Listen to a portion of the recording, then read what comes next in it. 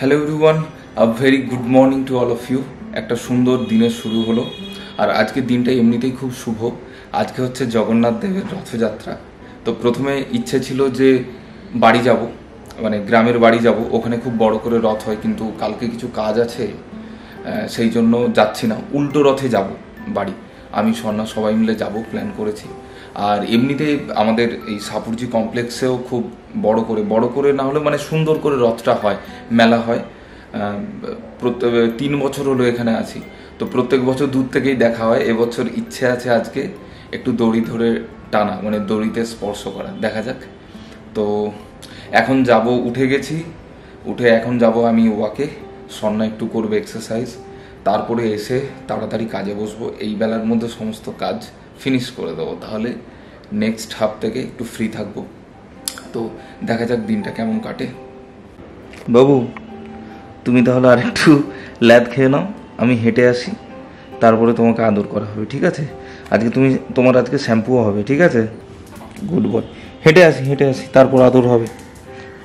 হ্যাঁ, ঠিক আছে। Good boy.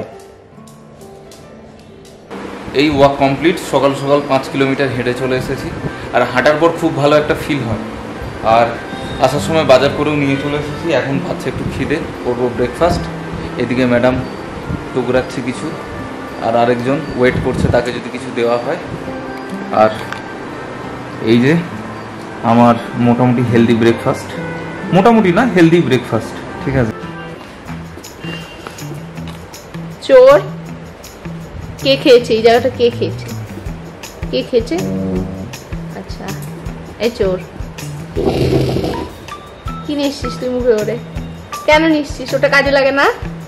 হ্যাঁ, ওটা কাজে লাগে না? তুমি কি করবে ওটা নিয়ে? হ্যাঁ, তুই মুখে নিয়ে বসেছিস কিসের জন্য? আচ্ছা, আস্তে ধীরে শুচ্ছে। দাও, দিয়ে দাও, দাও।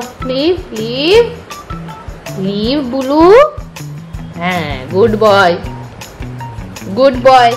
চোর কোথাকার, চোর করে খাবার? না, একদম না। তুই চুরি আবার ডাকাতি করবি, হাতের থেকে টেনে নিয়ে যাবি? একদম হবে না। দেখো আসছে, দেখো পিছন আসছে, দেখো হাতের থেকে নেওয়ার জন্য। না, হবে না। রথের জন্য আজকে রান্না হয়েছে নিরামিষ। তো এই হয়েছে খিচুড়ি আর পটল ভাজা। তো রথের দিন বলে একদম নিরামিষ খিচুড়ি হয়েছে আজকে। আর মনে হচ্ছে দিদি খিচুড়িটা ভালো রান্না করেছে, খুব তোমার মানে একদম ভোগের মতন একটা গন্ধ হয়ে যাচ্ছে, ভোগ মনে হচ্ছে।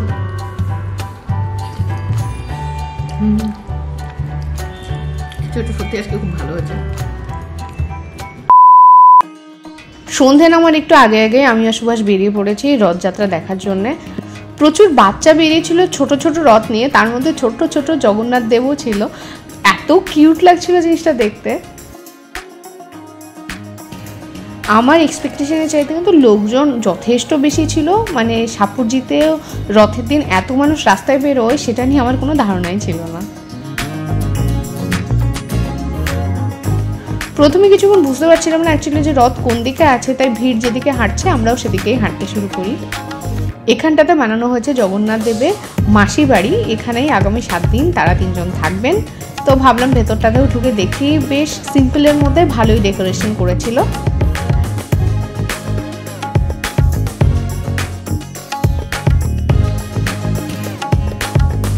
সাইডে একটা স্টেজও ছিল, সেখানে হয়তো সাংস্কৃতিক অনুষ্ঠান হবে।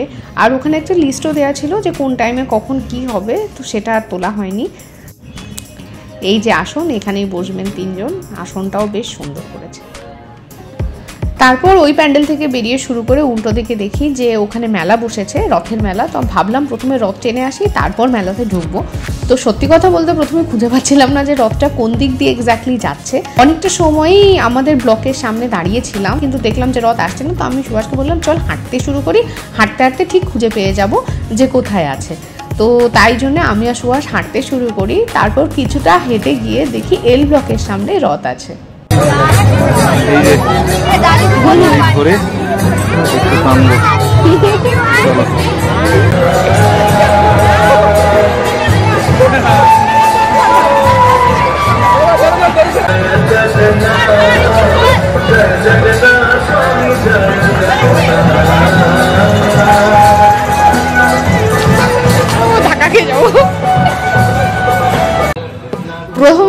ব্যালেন্স করে দড়ি ধরে আমি টানতে পারছিলাম না, সুভাষ তো ঢুকে গেছিলো দড়ির ভেতরে। তারপর কিছুক্ষণ পরে আমি সাইড থেকে দড়ি ধরে বেশ টানছিলাম। তো কিছু দূর যাওয়ার পরে সুভাষ আমাকে বলে যে তুইও ভেতরে চলে আয়, ভেতর থেকে দেখ হাঁটতে আরও ইজি হবে। তো তারপর আমিও ভেতরে ঢুকে যাই, তারপর দুজন একসাথে কিছুক্ষণ দড়ি ধরে টানি। তারপরে ভাবলাম এবার রথের সামনে যাওয়া যায়। কি সুন্দর ফুল দিয়ে সাজিয়েছে তিনজনকে, দেখে পুরো মনটা ভরে গেল।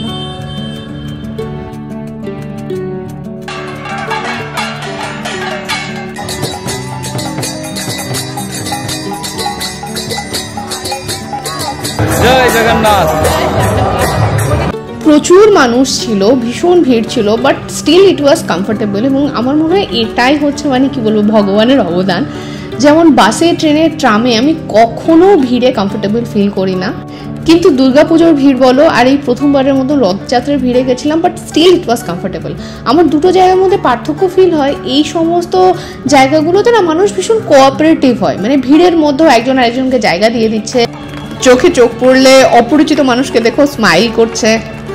তো মানে এই ভাইবটা একদম একটা ডিফারেন্ট ভাইব।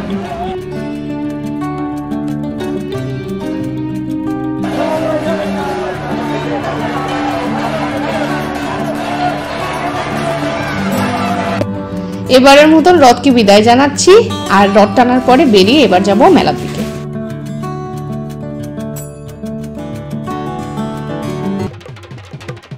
এই আমরা মেলাতে এসে ঢুকে পড়েছি, ভীষণ ভিড়।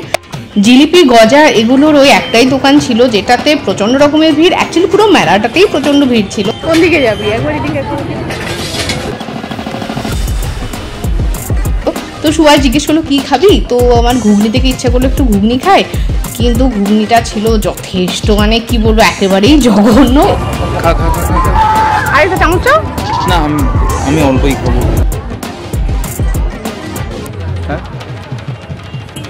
একটু ভালো লাগছিল না, আমি তো একটু খেয়ে সুভাষকে দিয়ে দিয়েছি। তো বেশিরভাগটা সুভাষই খেয়েছে, পরে লাস্টে আমি একটু খেয়েছি, মানে ওটা নামেরই ঘুগনির কোনো টেস্ট ছিল না। তো তারপর এসে দাঁড়ালাম জিলিপির দোকানে। জিলিপির দোকানে এত ভিড় যে দাঁড়িয়ে দাঁড়িয়ে একদিকে জিলিপি দিচ্ছে, অন্যদিকে স্ক্যান। সুভাষ জিলিপি নিচ্ছিল, আমি গিয়ে স্ক্যান করলাম। তারপর অনেকক্ষণ লাইনে দাঁড়ানোর পর ফাইনালি জিলিপি হাতে পেলাম। তারপর এই জিলিপি নিয়ে ফিরছি বাড়ি। যুদ্ধ করে ফাইনালি জিলিপি পাওয়া গেছে। অনেকক্ষণ ওয়েট করার পরে সে আবার একদিকে দিচ্ছে জিলিপি, অন্যদিকে স্ক্যান। ফাইনালি যাচ্ছি বাড়ি।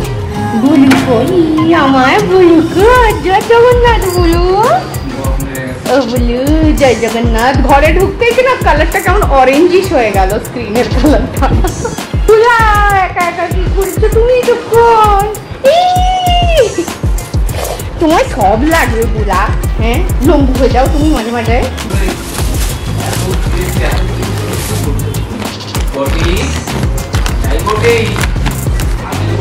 ঘটি তো এই যে ইয়ে দেখে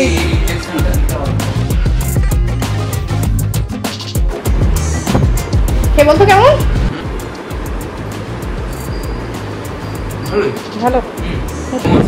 ওকে একটু দেবো, হ্যাঁ অল্প একটু দেবো, লাস্টে দেবো। এটা একে মিষ্টি তারপর আবার গরম, তুমি এখন তাকিয়ে থেকে তোমার কোনো লাভ নেই।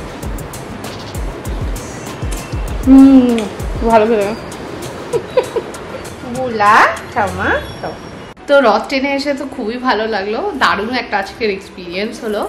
আর হচ্ছে এসে আবার আমি একটু পড়তে বসেছিলাম, তো এখন ডিনার করব, তারপর ঘুমিয়ে যাব। সুভাষও এসে ওর কাজে বসে গেছে। এখন তো আজকে স্নান করেছে, ও তো ঝিমিয়েই যাচ্ছে মানে ঘুমিয়েই যাচ্ছে অ্যাকচুয়ালি। তো চলো আজকে ব্লগটা এখানে এন্ড করছি। ভালো লাগে প্লিজ একটা লাইক করে দিও। সবাই সুস্থ থেকো, সাবধানে থেকো, স্বর্ণবর্ণের সাথে থেকো। চ্যানেলটা সাবস্ক্রাইব না করে থাকলে প্লিজ সাবস্ক্রাইব করে দিও। Good night, tata. Jagannath Dev সকলের মঙ্গল করুক, সবাইকে ভালো লাগবে। Good night.